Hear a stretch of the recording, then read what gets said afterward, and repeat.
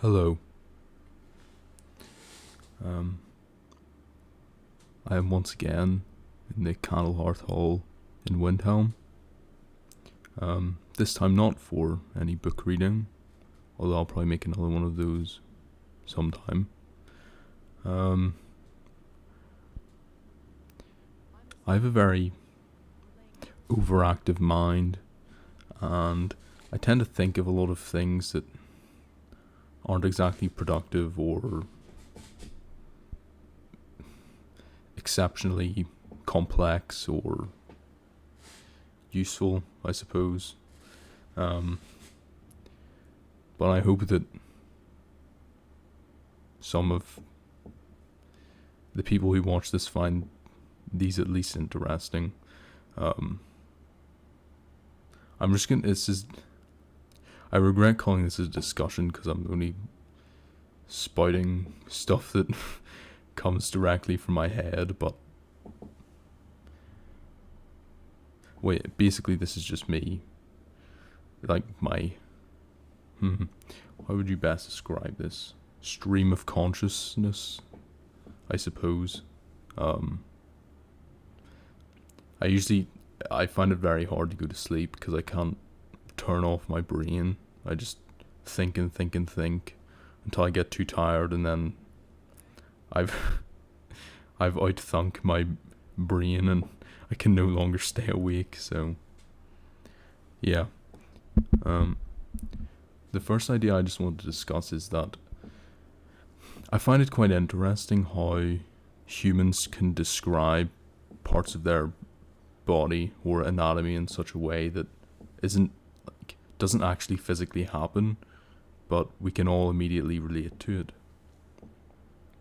For example, one might say, "My heart is in my throat." Now, no one actually knows what it's like to have their heart in their throat, but we can all relate to how that feels, strangely. Another example of this is, you say you've got butterflies in your stomach, or I feel like there's a hole in my stomach, something to convey fear and anxiety. We all know what that means, and we all know what that feels like, but no one's ever actually had butterflies in their stomach or a hole in their stomach.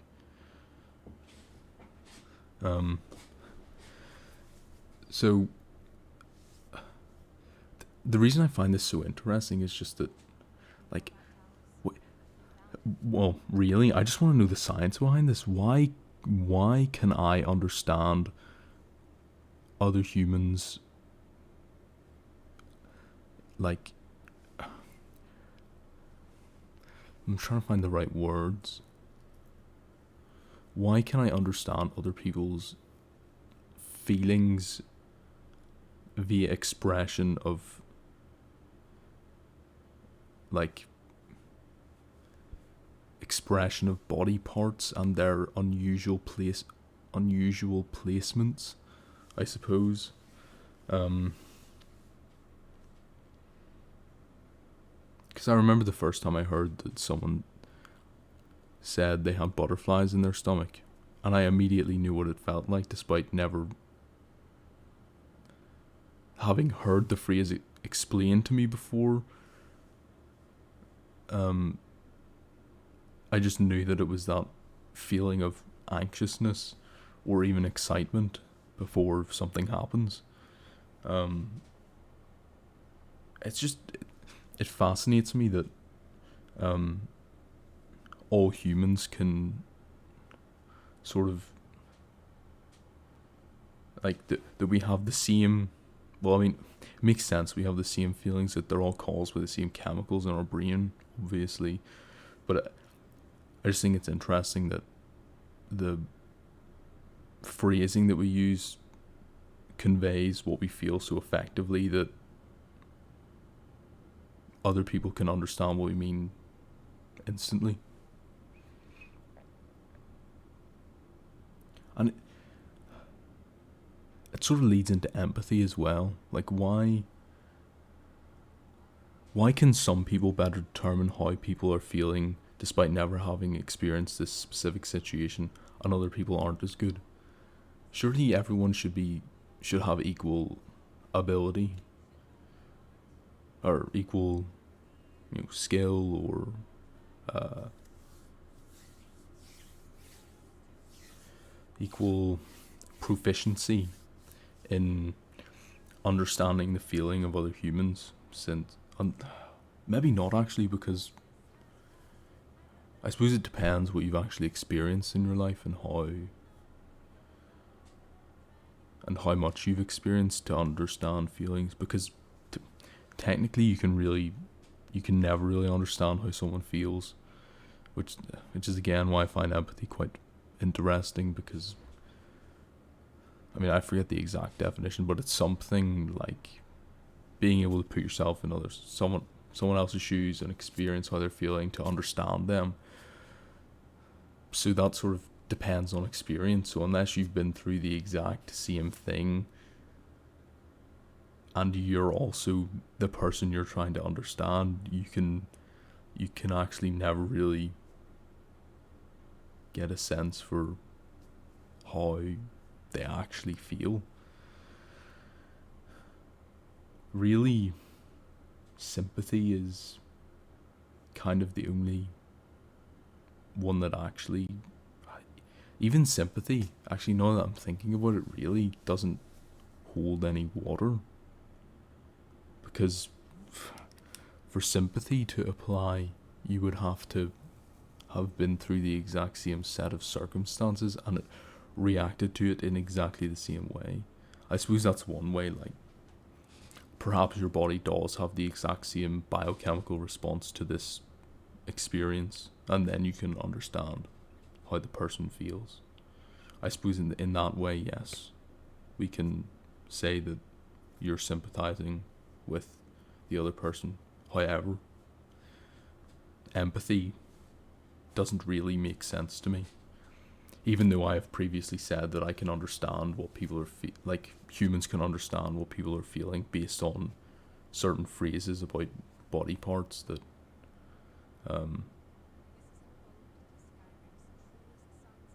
are functioning incorrectly, or in unusual positions and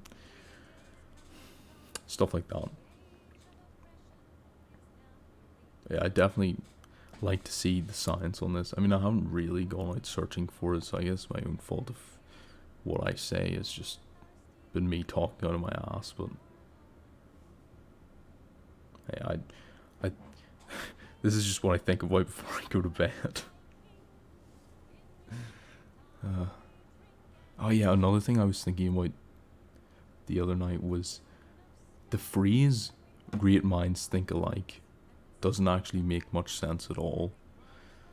I mean, for most, phrases like that, is that an idiom? I suppose that is an idiom.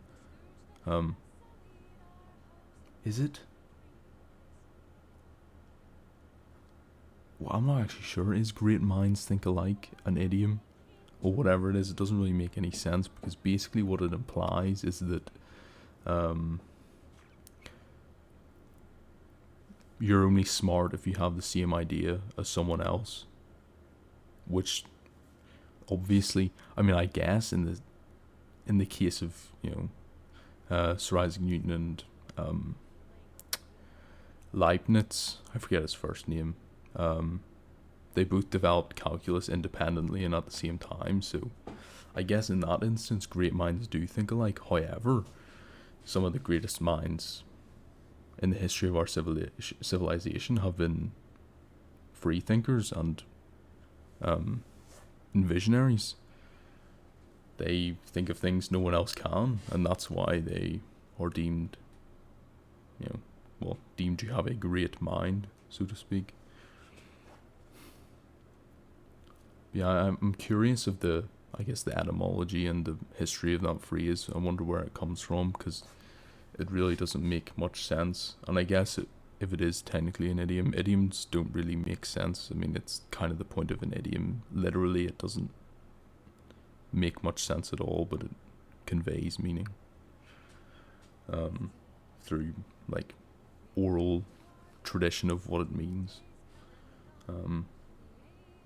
Oh yeah, that's another thing. I want to pose a question.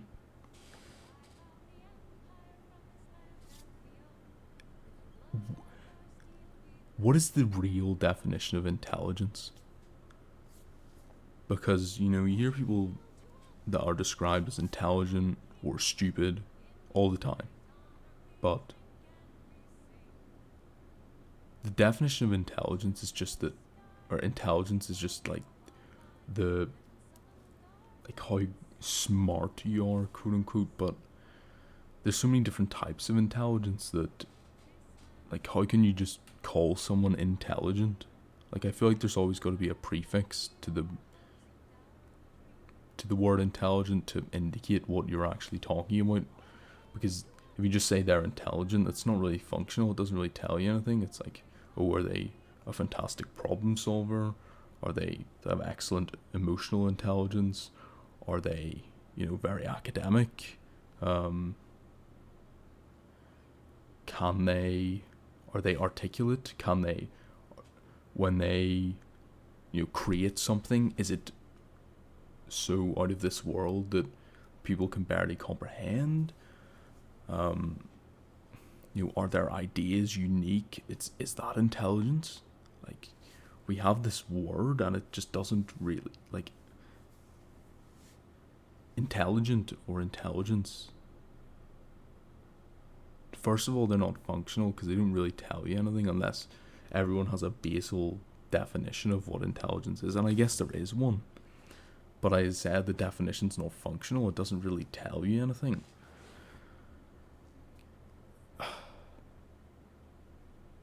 It's just, like, why? Why? It's not like oh,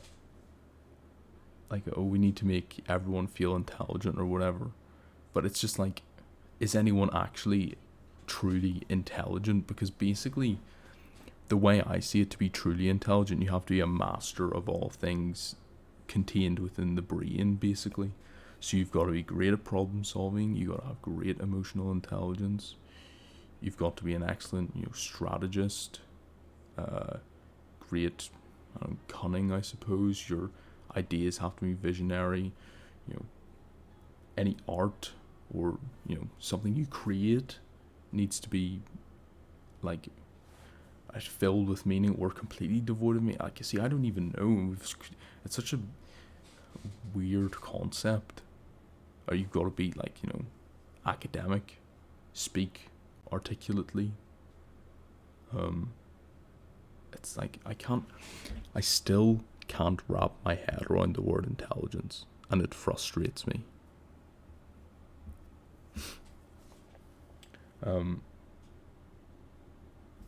It's even I'm trying now to wrap my head around the concept of intelligence, and it still isn't making much sense to me. Does that make me unintelligent? I don't know. Because I feel like every time I, interrogate this question, I really think about it, I just go round in circles. I can't think of a good reason, or I guess not reason, but theory as to what intelligence actually is. Can we measure, like, is it possible to measure the mental output of a person? Like, via electrical signals? Is it all down to the size of the brain, the amount of connections there are in the brain, synapses? What actually is intelligence? It's such a vague and non-functional concept. It hurts. And speaking of non-functional words, this is a bit absurd. However, genre doesn't really make much sense to me when describing, video games, movies, TV shows. We'll talk about that, since music is a whole other kettle of fish. But in movies and TV shows and games, we all have the standard genres. We have, action, horror, romance, sci-fi, fantasy, drama. But the issue that I see is that genre denotes like too many things to where it's non-functional, in my opinion. So you have the genres like action, adventure. Action adventure are kind of like almost in the same boat, really, but not quite. Then you have romance, and you have horror, and you have comedy, and you have, drama, and all of these sort of give you an idea about the content of the movie. Correct? So this is all about content. And then you also have genres like sci-fi and fantasy and historical. Well, historical's different. So yeah, like sci-fi, fantasy.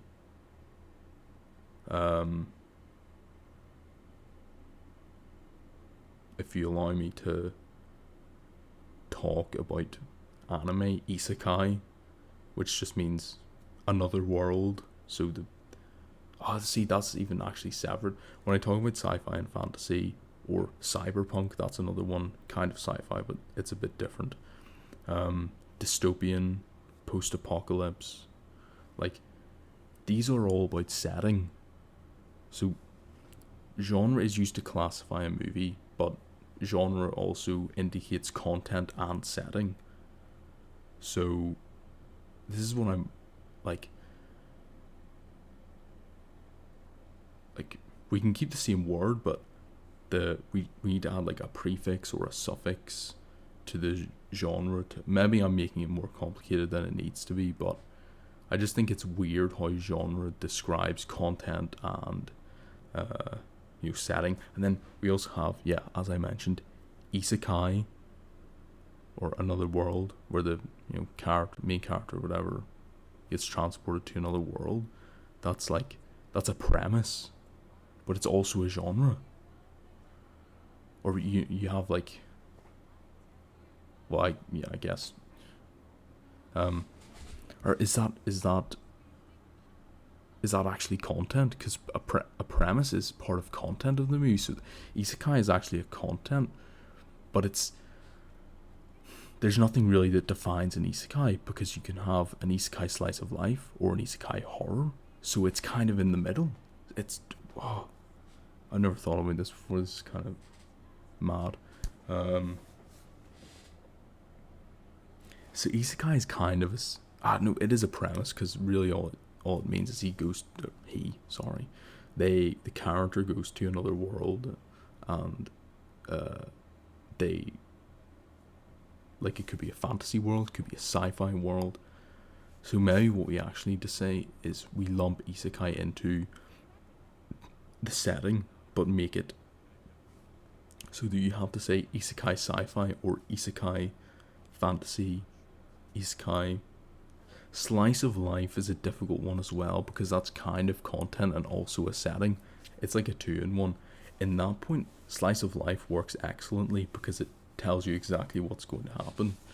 It's going to be set, in a world very similar to our own, with characters that are, well, sometimes believable, and the story situations are usually quite relatable. So yeah, I guess in that regard, slice of lives are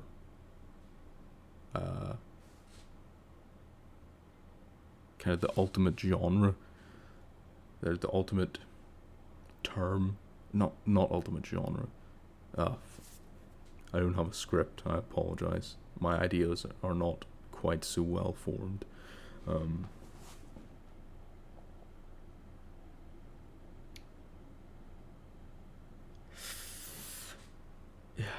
Not ultimate genre, but it is the most functional genre, because it actually tells you what the show is going to be about. So I think the most functional genres, I suppose, are action, horror, romance, comedy, drama. Even though drama can kind of be a sub genre of all of the four previously mentioned ones, because the drama can be caused by, romance or horror or action or comedy. But drama, see, drama is interesting because what constitutes a drama? Is it just character interaction? I guess that means drama, right? I'm not exactly like a movie buff or anything.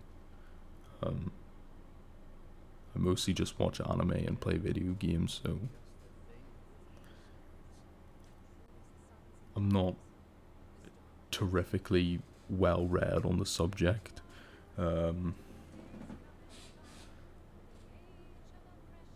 Because and you can have subgenres, because I guess actually adventure is more like a subgenre of action, or it really can be a subgenre of any of those, really.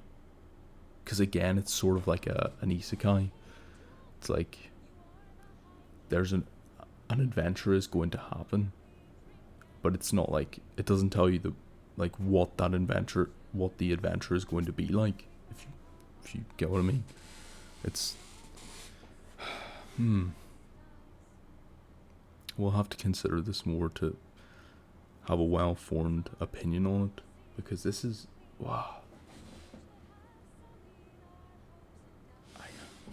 I'm see, this is what I have to deal with when I try and go to sleep. It's just endless this, and this is why I love ASMR so much, because it helps put my mind on one track. So my favorite types of ASMR are ones where they tell story. Like, I really like storytelling ASMR, because I follow the story and then I drift off to sleep. I also like fact reading ASMR is a bit hit or miss, because in fact reading ASMR I can hear an interesting fact and then it'll send my brain into overdrive. I'll just be thinking and thinking and thinking and just thinking and thinking. But other times it helps me, get my mind on one track, so I don't, good ideas all over the place. It's a very useful tool for me for sleep aid, I suppose. Now, I also do get tingles, for what it's worth. I hate the way they're called that, but I mean, I guess it's the only way to accurately describe what they are. It just makes it sound so strange.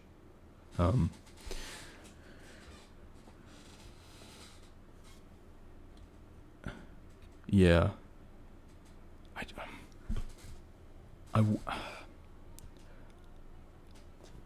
Coming back to what I said at the start about how we understand what other people feel like when they describe their feelings using phrases, butterflies in your stomach, hearts in your throat, hearts beating out of your chest, stuff like that. For some reason, when I describe ASMR and the sensation it gives to my friends who don't get ASMR, they can't understand it. So I get, I actually, now that I think about it, I guess all this means is that there's a physiological, yeah, that's the right word, physiological difference between me and my friends. Which is weird, because I always sort of just thought of ASMR as a feeling. But now that I think about it, it's probably, I guess I always say it's a scientific phenomenon, and that only approximately a quarter of the population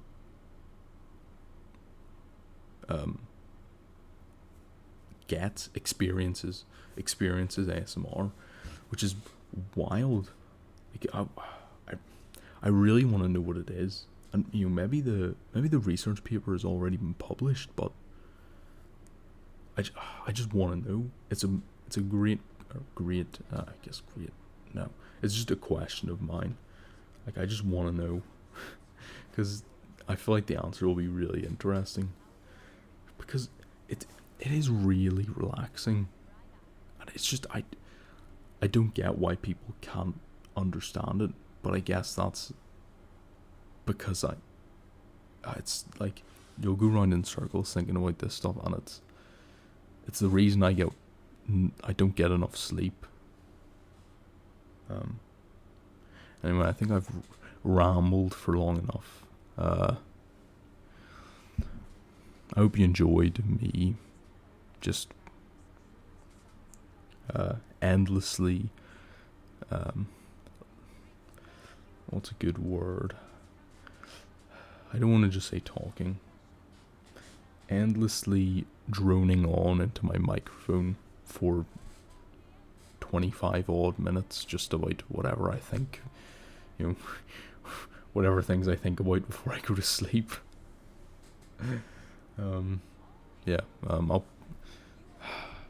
I've been sort of stumped for ideas on North.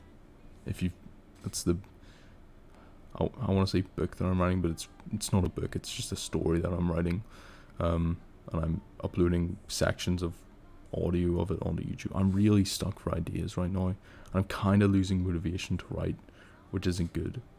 I've just been somewhat busy recently, but I think next unless I make some large headway with North and my writing, it probably won't be another one of those. It'll probably just be me reading books in Skyrim again, or unless I think of something interesting when I go to sleep. Even tonight, it might be another one of these. But yeah, thanks for watching. Hope I didn't bore your ears off. But yeah, I'll see you next time. Goodbye.